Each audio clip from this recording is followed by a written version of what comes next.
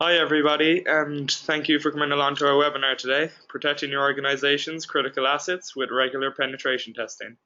Today's speaker is Ronan Murphy, security expert and founder of Smarttech.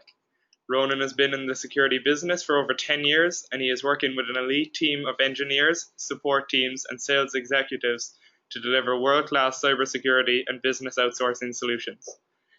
To give you a quick overview of our company, Smarttech is an ISO 27001 and ISO 9001 2015 NSAI certified managed security service provider, operating in the Irish and UK market and delivering a large portfolio of cybersecurity services from a 24/7 365 security operations center. Smarttech partner with industry leaders such as IBM, Trend Micro, Palo Alto Networks, and Tenable to deliver these security services and solutions. Smarttech has a team of certified pen testers using the most innovative technologies to help companies find the crucial security gaps and stopping attackers from exploiting them. Today, Ronan will talk about penetration testing, what it is, what the differences between penetration testing and vulnerability scanning are, the different types of penetration testing, and how it can greatly benefit organizations. We are going to have a Q&A at the end of the webinar, but feel free to post your questions during it. Now over to Ronan with the... Thank you, Peter. So first and foremost, thank you to all of the attendees for joining the WebEx on such a beautiful evening. We'll try and get through this as quick as possible so we can let you all out to enjoy the sunshine. So typically in terms of the threat landscape and with the type of customers we engage with, we see that security professionals and governance, risk and compliance professionals are being questioned by their C-level executives in terms of the overall security posture of the organization. And the type of questions that we see being asked of those security professionals are we being attacked and targeted by cyber criminals? Who is attacking us? How are they operating? What is being attacked and targeted? And how can we, the organization, prevent and remediate issues in terms of security? And they're the typical type of questions that we see coming at the IT leaders within the organization. And typically when you look at a network, you've got hundreds of protocols, you've got dozens of ports. You can have a very disparate network environment with known threats, unknown threats, mobile, different methods of communication from FTP to IRC to web browsing. So it can be a complex challenge. And when you typically look at solutions in the security sector, they protect a subset of the various different areas, from protocols to the operating systems to known threats to unknown threats to various ports and evolving attacks. So it's quite complex. And typically what you will find is that it results in a certain amount of gaps throughout the network. So in summary, the three areas that I would encapsulate it down into is that we have escalating attacks with designer malware, spear phishing, backdoors, a serious increase in sophistication, and we're overall seeing that the perimeter in terms of security is disappearing, and the speed and acceleration of attacks is becoming much more complex. We're also seeing that in terms of the network architecture, it is constantly changing and becoming increasingly complex. And there's a lot of different products from a lot of different vendors with a lot of configuration and a lot of management required. And I guess underpinning that, we see that in a lot of cases, the investment in security products and services have become, to a certain degree, shelfware. And then you have resource constraints, which affects every industry across the board, from large multinationals through to SMEs, where they're struggling to acquire the correct skills and the knowledge base in order to effectively manage, monitor, maintain compliance, and understand what is happening in the network.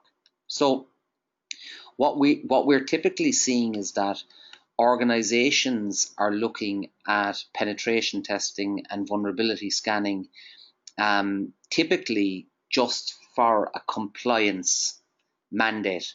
And the problem you have with companies who are looking for a PCI DSS compliance is that the specification on that penetration testing has never been properly defined. And the result of that is that in a lot of cases, organizations are running basic vulnerability scanning in order to ascertain their security. Now, vulnerability scanning is a critically important part of the security remit, but a lot of vulnerability scanning can be a very, very straightforward, automated engagement in terms of applying it to a customer network. So penetration testing is very, very different, and it employs a whole range of different skills using hackers are using certified pen testers. So the standard terminology is penetration testing is the practice of testing a computer system, network, or web application to find vulnerabilities that a hacker can actively exploit. So the key reason for penetration testing is that ultimately it will help IT, and it will empower the IT teams to find gaps in the network. And again, when we talk about a complex network architecture, that includes mobility, that includes application development, that includes server infrastructure, asset infrastructure, and across the full spectrum of IT. It helps review the system configurations, and it helps to identify gaps in compliance. Now, typically, when you run a standard vulnerability test using off-the-shelf products from a whole range of different vendors, including industry-leading companies like Qualys and Tenable, you will get a boilerplate type report that will look at the standard common vulnerability scoring that you see in the network. The difference when you conduct a penetration testing exercise is that the penetration tester will look at the network differently from just a standard vulnerability scan. They can identify the vulnerabilities that have been picked up in a vulnerability scan with the CVS scoring, the common vulnerability scoring, ranging from 1 to 10. And they can very quickly understand if there's ways that they can technically exploit that vulnerability by using a whole range of different exploit kits that are actively available on the market. Some of these kits will be standard kits that are widely regarded and known about. Others will be exploit kits that the penetration testers themselves have built and deployed, and understand ways by looking at the network architecture that they can take a number of low vulnerabilities and exploit the network by compiling those together actively. So it's the process of identifying and quantifying security vulnerabilities in the environment, and an in-depth evaluation of the information security posture, including identifying the weaknesses, as well as providing appropriate mitigation procedures. To move on to the different type of penetration testing that organizations will look at, the most standard would be an internal pen test. So I guess one of the challenges that we see in organizations is that they may have typically architected their network to represent what we would term as flat network architecture, and it can be relatively easy to move within the network architecture from a server to a database, and that can represent challenges in terms of data security or compliance mandates around PCI or ISO standards. So an internal pen test allows the organization to understand what ability a hacker or what ability a breach has to allow someone to move around the network. This includes the standard LAN or WAN, and will also include the Wi-Fi access. And typically what we're seeing at the coalface of the industry is that from a Wi-Fi perspective, It's an area that typically has a lot of vulnerabilities and allows hackers to actively exploit those vulnerabilities and gain access to the network. You then have your external penetration testing, which is typically on any of the web-facing assets within the organization, so it's outside your perimeter. And it's typically going to look at the infrastructure from the vantage point of a hacker, a competitor, or anyone who's trying to access information within the network.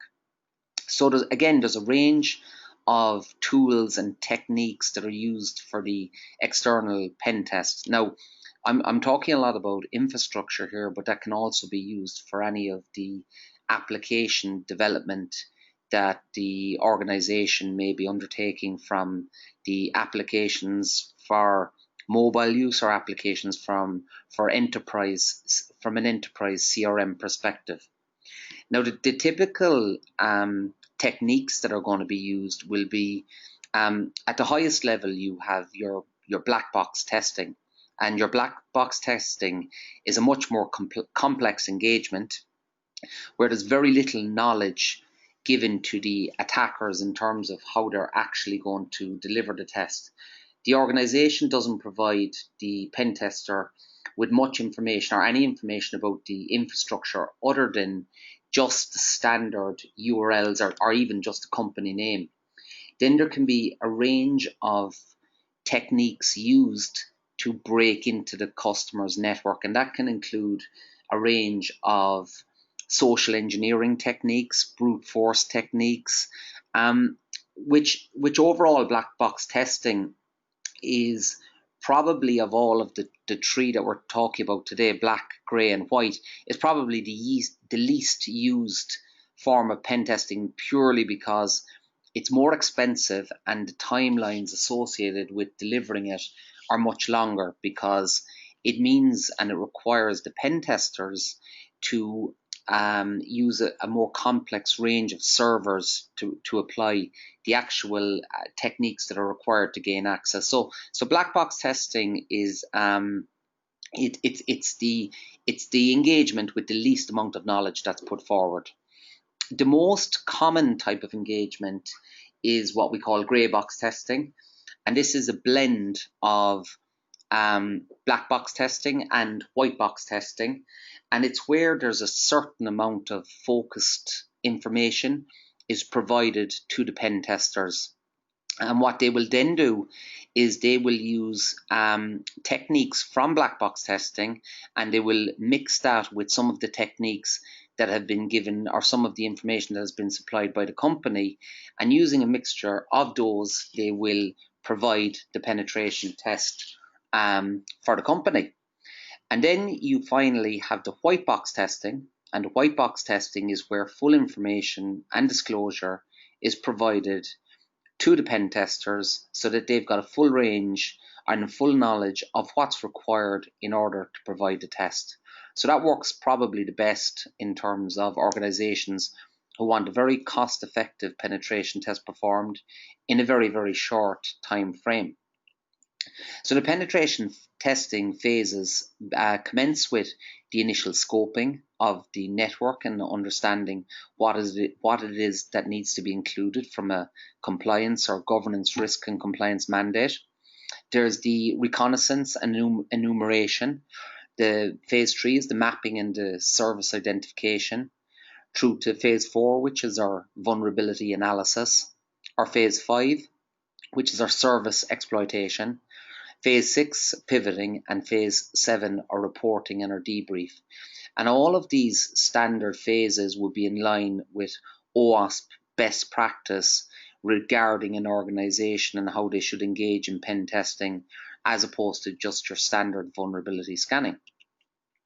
So in conclusion, organizations have to have a real world understanding of the types of risks that are associated with their networks, and how basic automated scanning would be very, very different from the more complex penetration type engagement, and understanding how they can quantify and prioritize the risks associated with specific applications and network infrastructure.